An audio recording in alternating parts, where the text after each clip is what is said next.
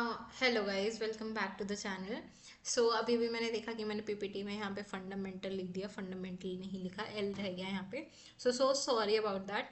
सो आज की वीडियो में हम देखेंगे fundamental rights and businesses in India. तो पहली वीडियो में जो इससे पहले मैंने वीडियो आई थी तो यूनिट 1 उसमें मैंने कवर कर दिया था, तो आप यूट्यूब चैनल पे जाके मेरे चेक कर सकते हो। नेक्स्ट वीडियो है हमारे पास Indian constitution which is a common subject for BTech. ये बीटेक के लिए एमडीयू सिलेबस के अकॉर्डिंग कॉमन सब्जेक्ट रहता है कि अगर आप सिविल के हो, मैकेनिकल के हो, तो ये आपका कॉमन सब्जेक्ट रहता है। सो अभी हम सबसे पहले देखेंगे इंट्रोडक्शन। देखो, सबसे पहले क्या होता है, जो फंडामेंटल राइट्स हैं वो हमारे कुछ गारंटी करते हैं individual and economic freedom. Fundamental rights होते क्या हैं? कुछ ऐसे राइट्स जो कि आपको normal rights Indian constitution provide करता है, उसमें आएंगे 7 to 8 राइट्स होते हैं, जिसमें जैसे अगर आपका राइट टू स्पीच है, राइट टू वोट है हमारे पास, तो ये सारे राइट्स हमारे पास होते हैं। तो ये आपका हमें गारंटी करता है कि आप इकोनॉमिकली और इंडिविजुअली आप फ्रीडम एक्सपेक्ट कर सकते हो इंडियन गवर्नमेंट से। देन क्रूशल फॉर एंटरप्रेन्योरशिप और ट्रेड के लिए, मार्केट कंपटीशन के लिए। तो एंटरप्रेन्योरशिप के लिए ये बहुत ज़्यादा क्रूशल है, क्योंकि अगर ये नहीं होगा तो बहुत ज़्यादा दिक्कतें हो जाएंगी। प्लस अगर कोई भी, अगर मान लो फॉर एग्जांपल हमारे पास राइट टू स्पीच है ही नहीं, कि मैं गवर्नमेंट के बारे में कुछ बोल ही नहीं सकती हूँ, अगर मेरे को, मैं सेटिस्फाइड नहीं हूँ गवर्नमेंट से, तो मैं उसके अगेंस्ट में मैं कुछ बोल ही नहीं सकती हूँ। तो वहाँ पे दिक्कतें आ जाती हैं। प्लस अगर ट्रेड और मार्केट की कंपटीशन पे अगर हम उसके बेसिस पे बात करें, तो भी हमें दिक्कतें आ सकती हैं, क्योंकि अगर आप मान लो किसी पर्टिकुलर चीज़ पे आप दुकान खोल ही नहीं सकते हो, गवर्नमेंट ने उस पर कब्जा कर रखा है, तो ये प्रॉब्लम्स हो जाती हैं वहाँ पे, अगर हमारे पास कोई राइट्स नहीं है तो आप कुछ बोल ही नहीं सकते हो उसके अगेंस्ट, मतलब दब के रहना पड़ेगा। Ensure balance between state regulation and private enterprise. तो ये इंश्योर करता है बैलेंसेस को, कि प्राइवेट इंटरप्राइज में और स्टेट रेगुलेशन के बीच में एक बैलेंस बना रहे। So this is the next topic, जिसमें है link between fundamental rights and businesses. तो जो फंडामेंटल राइट्स हमारे पास हैं और बिजनेसेस के बीच में कुछ ना कुछ लिंक होता है। तो इसमें ये होता है कि ना, protection against arbitrary state interference, promotion of economic liberty, framework for corporate and professional activities, foundation for competitive market economy. तो ये सारी चीजें हम लिंक कर पाते हैं कि फंडामेंटल राइट्स और जो हमारा जो बिजनेस है वो कैसे इंटरलिंक्ड है, जिसमें हम प्रोटेक्शन देख रहे हैं against arbitrary state interference. Okay. Then we have promotion of economic liberty. एक फ्रेमवर्क रहेगा हमारा corporate and,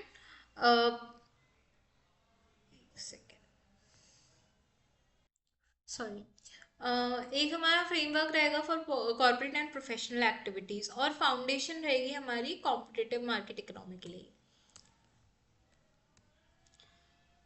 Then we have Article 19(1)(g) which is freedom of profession and business।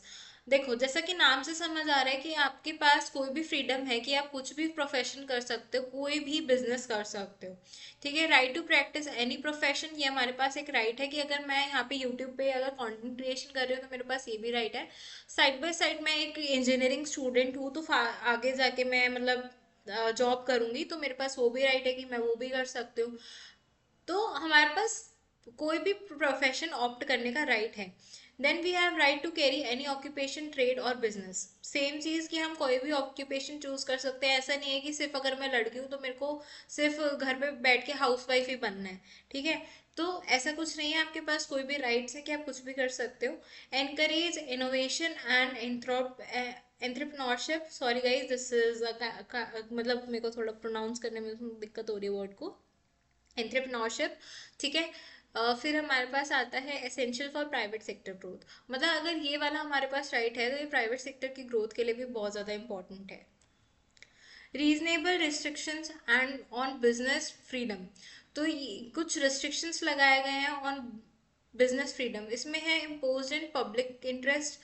फिर है protection of health and safety, मतलब आपको protection देता है ये हेल्थ एंड सेफ्टी के लिए।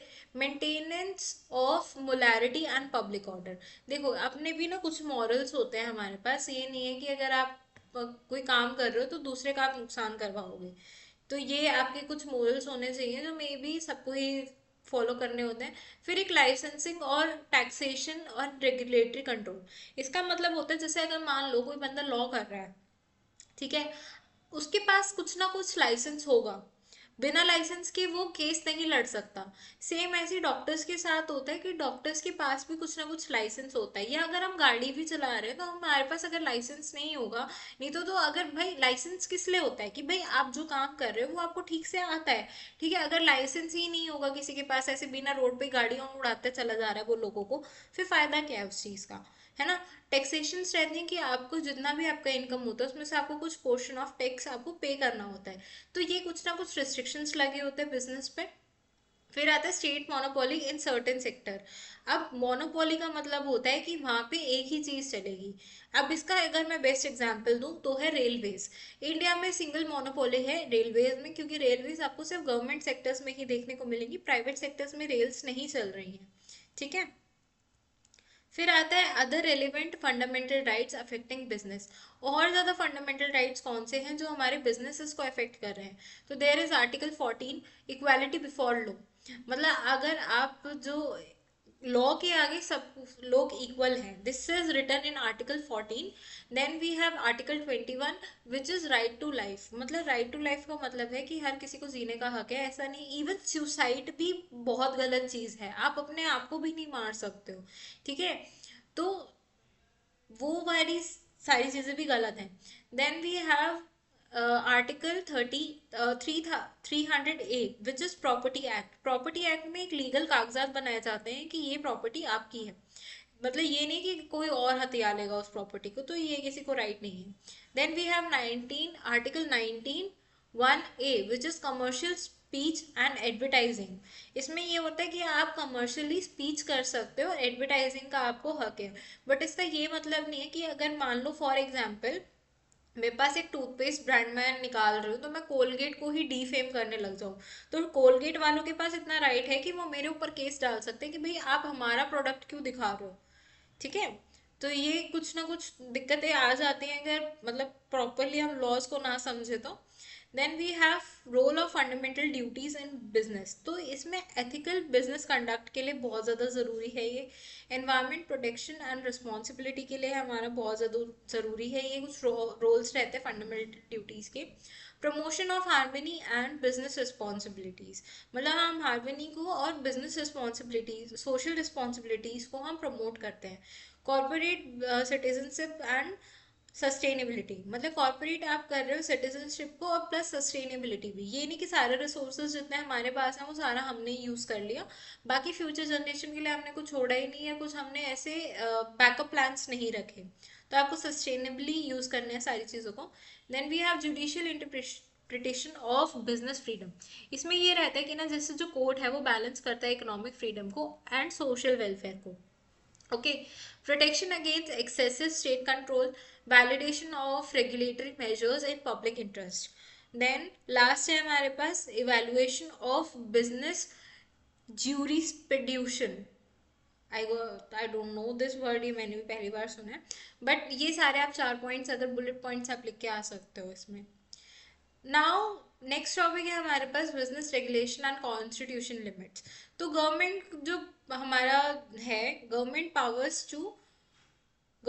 Powers to regulate industries. मतलब जो गवर्नमेंट है वो हमारा इतना देता है, मतलब पावर करता है वो, सो दैट कि हम जितनी भी हमारी इंडस्ट्रीज हैं उनको रेगुलेट कर सके। कुछ कस्टमर प्रोटेक्शन लॉज होते हैं, जैसे अगर मान लो अगर आपके खाने में कीड़े निकल जाए पैक्ड फूड में, तो कुछ कस्टमर केयर होता है, आप उसमें वहाँ पे केस फाइल कर सकते हो किसी के अगेंस्ट, ठीक है।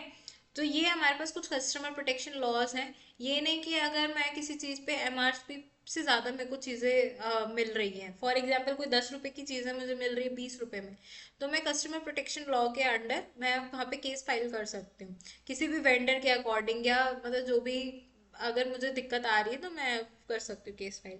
Then we have environmental compliance, labour laws and corporate governance. Labour laws में ये आता है कि अगर आप किसी से बिल्कुल ही बंधुआ मजदूर की तरह काम नहीं करवा सकते कि भाई 24 घंटे तुम यहीं लगे रहो, तो ऐसा कुछ नहीं है, वो लेबर लॉज है वहाँ पे। और कॉर्पोरेट के अगेन हाँ उसके लिए भी कुछ ना कुछ गवर्नेंस है। Then we have fundamental rights in the era of globalisation.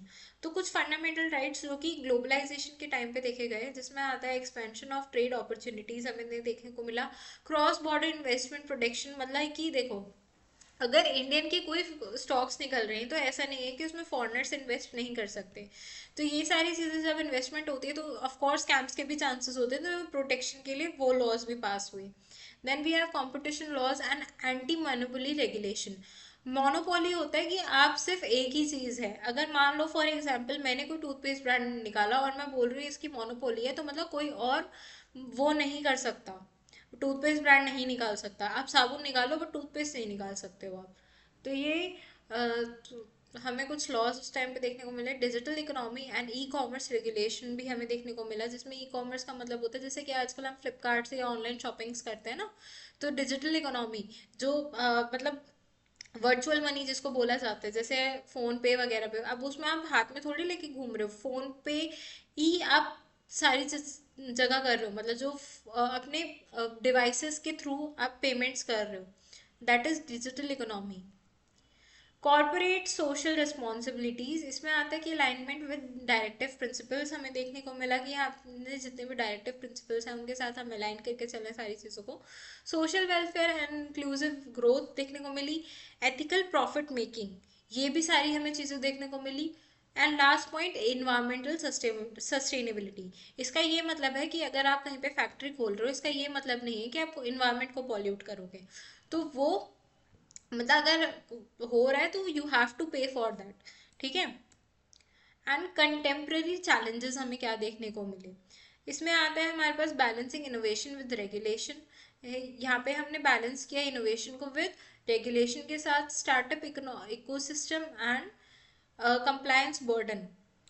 Data privacy and platform economy, ये भी हमने देखने को मिला कि मतलब ये नहीं है कि अगर आप किसी का डेटा ले रहे हो तो आप उसको प्राइवेट नहीं रखोगे, मतलब अपने तक नहीं रखोगे, उसको पैसे देके बेच देते हैं कई लोग, तो ये भी नहीं होना चाहिए। Public health restrictions on business, इसमें पेंडेमिक के कॉन्टेक्स्ट में दे रखा है कि जैसे अगर ये हुआ था ना पब्लिक, अभी जैसे कोविड वगैरह आया था तो भी हमने कुछ पब्लिक हेल्थ रिस्ट्रिक्शंस देखी थी।